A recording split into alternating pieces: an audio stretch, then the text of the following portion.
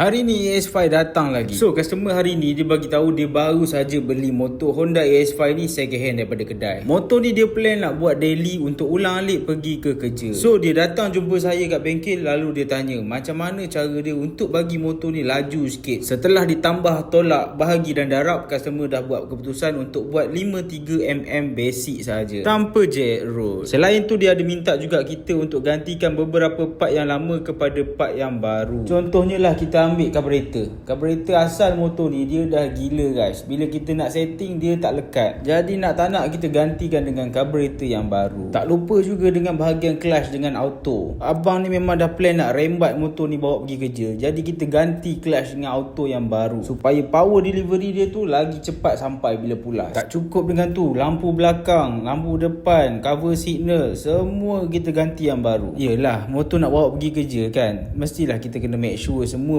berfungsi dengan baik. Motor ni actually dia dah ada electric starter tapi dah kong. Sayang lah guys, benda ada tak guna. So kita tukar electric starter yang baru untuk memudahkan customer start motor pergi kerja. Jangan risau, spek 53 pun boleh pakai starter, no problem. So seperti biasa, bila dah siap pasang semua barang, kita akan basuh dulu motor customer sebelum serahkan kepada owner. Macam mana guys? Cuba komen, okey ke tak okey result dia? Bagi saya condition macam ni dah cukup cantik untuk buat daily pergi ke kerja.